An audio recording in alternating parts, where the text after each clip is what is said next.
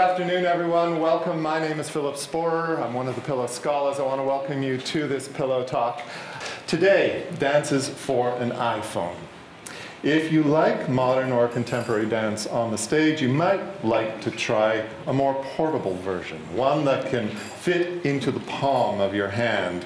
Dances for an iPhone is a new and innovative initiative by dancer and choreographer Richard Daniels. This new application, or app, has been available free of charge through iPhone since the beginning of the year. The first volume for this app has met with resounding success. Here to discuss this project for the small screen is an esteemed and an accomplished panel. Richard Daniels, the brain and muscle behind the project. He developed, directed, and choreographed each of the dances. Two of the performers on the project are also with us. Deborah Jowitt, the acclaimed dancer, choreographer, dance writer, and critic. And just this week, Deborah inaugurated a dance blog at artsjournal.com called Dance Beat. So congratulations, Deborah. Thank you. Carmen de Lavallade, the celebrated and much loved dancer, choreographer, and actor, is no stranger to the Pillow or its audiences. And Miss de Lavallade has been inspiring audiences and generations of dance lovers, so it's a great pleasure to meet you. Thank you. I guess the very first question goes to you, Richard, and this is your idea, why you wanted to start this initiative. In all of my dance projects, I pulled in other really accomplished performers to work with me. And so I thought, well, we'll just stay with that. And so I started a dream of the performers that I would work with, that I had always shot all the dances I'd made. And then I had the iPhone, and I thought, well, what would it be like if I moved that to the phone? And I looked at it on the small screen of the phone and loved the way that it looked. I called a friend at the Baryshnikov Art Center and told them I had this idea to make these short little dance movies, and could I work there? And they said, yes, I'll set up a meeting for you. So I went to the meeting and I said, you know, I have an idea to make these short little dance movies. I don't know how I want to deliver them, but I have this idea, and these are the people I want to work with. And they said, yes. And so I hadn't finished my idea yet. They said, no, yes. And that's how it all began. When Richard came to you, Deborah, with this plan, this idea, perhaps it was a vague idea, let's do a dance, what did you think? I thought, well, I don't get asked to do that very often anymore, so why not? Deborah has an incredibly rare gift of being able to speak and move. The idea of talking and moving to letters exchanged between Gertrude Stein and her partner Alice B. Toklas seemed very fascinating to me. And then I found that the letters were very different from what I might have expected. They did not write letters that said things like, a rose is a rose is a rose, but more like, sweetums, I wish I could kiss you goodnight, or a little more stylish than that.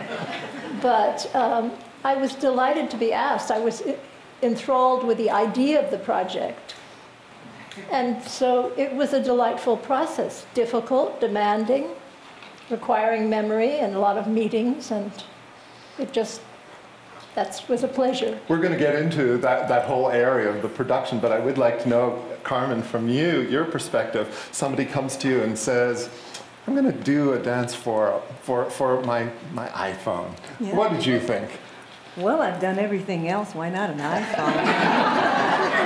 I thought it was intriguing, you know, and I'd always wanted to work with, he doesn't know this, but I love your choreography. And he picked the Stephen Sondheim. And I kind of have a connection with Stephen Sondheim. We keep meeting in strange ways, doing a play. So in a funny kind of way, we're connected without being connected. It's very nice. It's not just dancing to some words. It really meant something. And that's what I like about Sondheim. I love his music and his songs and his lyrics. You know when you're in a room by yourself and you dance or you do something and nobody's watching, just you. And it was all about that woman talking about her mother. And I was trying I tell you, it was like a soliloquy. The movement and the words and what it meant to me are all one. One of the things that I find so interesting is it's kind of a stripped stripped down situation where you're working in a studio. There aren't fancy lights, there aren't sets. It's kind of direct. You feel almost like the process is very close to you. And of course, because you won't be seeing it on a big screen, you'll be seeing it in the palm of your hand, there's an intimacy, I think, that's immediately associated with what you're doing. I've been watching dance for a very long time, and there are incredible moments that happen in the studio when no one is watching, and I wanted that. And I wanted to give that experience to people. Were you the filmmaker as well? I'm the filmmaker, the director of the photography? chef, the cook, the bottle washer, the whole thing. Excellent. The editor too? The editor too. What I like about these is that the movement is simple, but very focused. And here, this one little dance is gone around the world. And I'm just in awe of that. It's really, and when a small child is saying, I like Carmen's dance, you know, and I thought, oh, that's good. You know, I mean, gee, when somebody young does, you know, you feel like you're in, you see. But it has, you know, I've kind of yelling and screaming into the 21st century. And I think this has changed my mind a lot because of the people that it reaches. There's someone at iTunes who left a user comment, I don't know who this person is, and they said, you know, I work in the dance field, I love this thing, and my 5-year-old is crazy for it too. When you say somebody can hold you in the palm of their hand, it's really as if that person is dancing for you. How do you gauge your performance? Well, you really can't think about it. You just do it for Richard. You don't do it for the camera. It's personal. I think And a duet in a funny kind of way. So it's you and the person looking in the palm. I think you're absolutely right. And I think what you're all talking about, which I find most interesting, is how in a culture that we're worried about the intimacy of our lives disappearing perhaps and being overwhelmed by technology, that in fact all three of you are describing in such meaningful ways the kind of very personal, direct, private kind of experience that comes out of this. I think some of that has to do with how I've conceived of what these dances would be.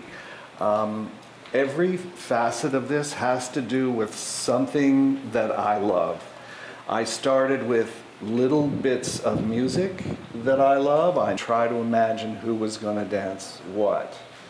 And so in some ways they start to come through like portraits. I am a trained musician, and that, whether it's the spoken word, it's the music of the spoken word, while I'm interested in the music, I feel that I make dances for the imagination. What that requires is artistry, and the mature performer brings that to the table.